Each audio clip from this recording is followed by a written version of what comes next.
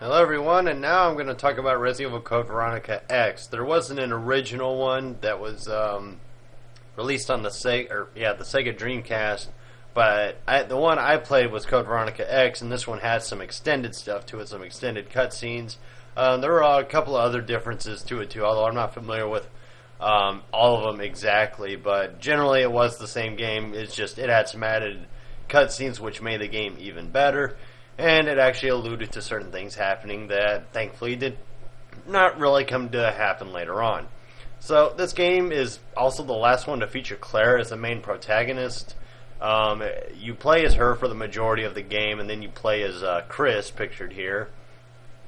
So you have that nice setup of you're going to eventually see Chris and Claire, the siblings, working together against a island full of monsters or whatever they encounter. Now, this one, to me, really struck the horror chord in its characters as opposed to its monsters. Most of the monsters in this weren't really all that scary and unsettling, minus the, what are they called? The dudes with the really big arms, the Snatchers, I think they're called.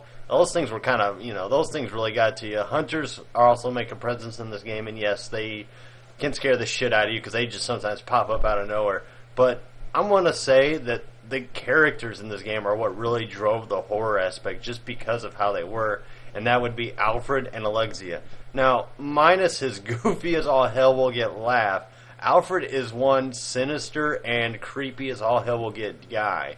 And I mean, you talk about the backstory between him and his sister. It almost implies that there was some kind of an incestuous deal going on with these two. And it's all about, this political power crap that Alexia wants because she suffers from a god complex. And even her character is a little twisted and demented because she sees herself as, high and mighty and then everybody else is below her. And, she even basically ridicules her brother as nothing more than, a lowly ant, even though he's as loyal as, can be. So you really see that Alexia is just a complete and utter insane woman. And if you play the game and you go deeper into the story, you start to see just how twisted this freaking bimbo is. Now, one moment. You ever hear those noises? I know this is going completely off topic. You ever hear those noises? Like you're in a room, the only light is your TV and your laptop monitor, which is what I'm recording from, and you hear a noise. And you look around, nothing's there. But when you look away, you halfway expect some kind of pair of just red eyes or some shit just to pop up on the side of your freaking corner of your peripheral vision or something like that. I keep looking over to the right where the door is open, and it's nothing but pitch black. And I'm like, something's gonna pop up and get me. And it doesn't help that I was watching Rob and Pat's. For those of you who don't know who they are, they're the two best friends play. I was watching their little Halloween special stuff that they have going up. I think it's their House of Horrors or something like that. Those guys are hilarious. Jeez, I don't even think I've watched a video of theirs and not been entertained for at least 5 seconds. I mean, these guys are absolutely insane. But anyway, going back to Resident Evil Code Veronica, Alexia and Alfred are two of the most twisted characters in any Resident Evil game.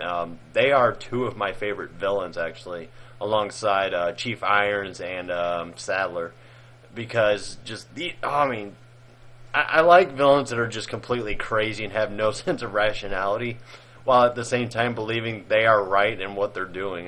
That's what makes them so awesome. Now, I mean, I would say Alexia was the beginning of what would be the generic Resident Evil villain, i.e. the main villain just wants to be God and or rule the world. But it still works. They each still have their own individual personalities and stuff like that. And this is also the game where Wesker makes his great return as the superhuman soldier type deal. And, his presence is known. He does have an effect on the main story, but his overall, it's mostly just a cameo appearances here and there. He's not really part of the main story, but he does influence a few things that happen. But anyway, going on to the gameplay aspects, it plays like any Resident Evil. You have fixed camera angles, although this one actually kind of moves with the player, although they still sometimes work to your disadvantage, because you'll hear noises and the camera won't move to where the noises are. So you have to, you have to explore a little, and you're a little cautious. And sometimes when you open doors or go downstairs, it'll do it really slow. You'll hear like Claire or Chris's heartbeat, depending on whoever you're playing as. Their heartbeat will start going, and they'll start, it'll start beating faster and faster the more scared they are, type of deal. So it adds to the tension of you. You're like, just open the door already. Just open the door already. Damn it, I know someone's going to jump out at me, but just do it. And there's also a lot of jump scares in this, but that isn't to say it doesn't rely on just the cheap scares. There is some creepy-ass scenery in this, mostly Alexia and Alfred. I don't know who owns the mansion. I think it's Alexia's. It's supposed to be Alexia, I think, but you go to her mansion. That is just the creepiest fucking scenery that I think any Resident Evil game has ever had, alongside maybe the mansion from the remake of Resident Evil. I thought the remake mansion was just, ugh. I would hate to be there at any time of day. I don't care if it's broad daylight. I wouldn't want to be there. That place just looks creepy as fuck. But a few things actually deviated from this to the third one, and that is that they got rid of the dodge system that was in the third game, which doesn't really matter because you didn't really need it in this one.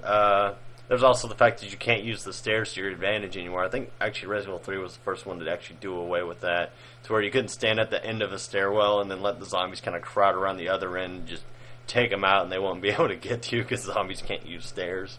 Well, in this game, they've evolved. They've figured out how to use stairs. Actually, you just don't need to press the X button to go up or down stairs. You just run up and down them. Not really a lot of memorable enemies from this, minus the Hunters, although I think this is the last of the main series that the Hunters even appeared in. Yeah, they weren't in 4, they weren't in 5, and they weren't in 6, although I really wish they'd make a return, because I think the Hunters are the most iconic monsters from the Resident Evil, from the first game, minus the Tyrants, but that's just because the Tyrants serve as like the main bosses kind of deal.